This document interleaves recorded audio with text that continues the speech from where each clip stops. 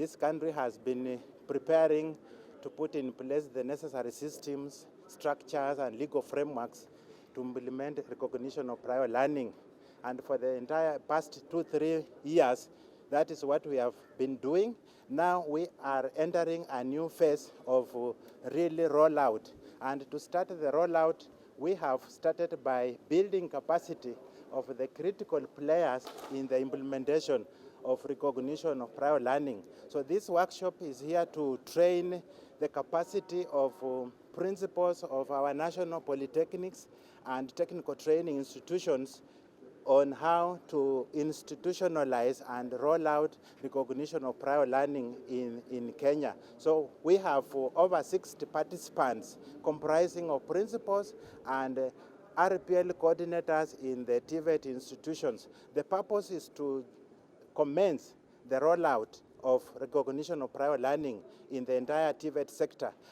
This is one of the series of workshops, capacity building workshops we have organized across the country to build capacity and at the same time sensitize, create awareness and publicity about recognition of prior learning, identify who are the beneficiaries, explain the process of recognition of prior learning, and also explain the state of preparedness by our country and our institutions to roll out recognition of prior learning.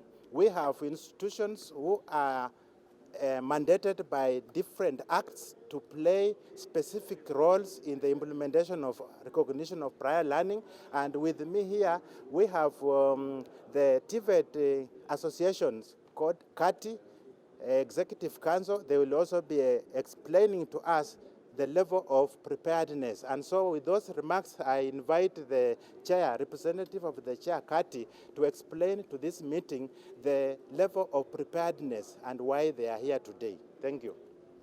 Thank you, ladies. Yes, and actually the purpose of recognition of prior learning is to address the challenge we have had as a country. As you realize, Kenyan economy is predominantly private sector driven, meaning the people who are driving it have skills, have competences, but they do not have corresponding qualifications. And yet they are the best in their respective skill areas. So the aim of this policy is to provide access to the people who may have been disadvantaged in one way or another. They were not able to attain formal learning, were not able to afford education and training. Some of them are even refugees who may have run away from their countries.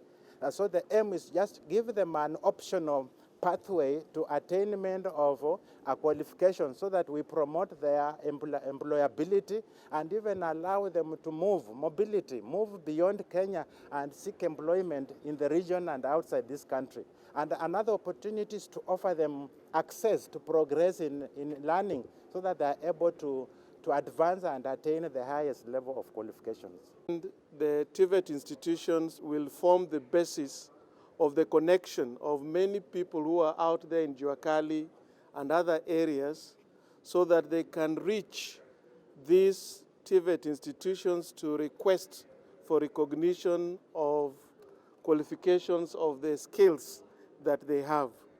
We have almost 260 operational TVET institutions in all our constituencies, and it will be easy for anyone to approach a public TVET institution or a private public TVET institution who would want his qualifications registered and recognized for a qualification that is well registered with Kenya National Qualifications Authority.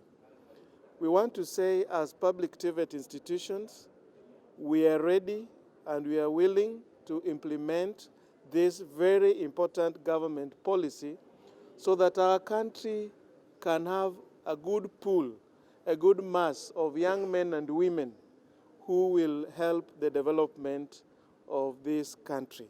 We therefore want to tell you that after this workshop, we'll be more than ready and we'll be more than willing so that many youths will find easy access for recognition of the skills that they already possess, even though they may not have been formally qualified through the normal learning system in this country.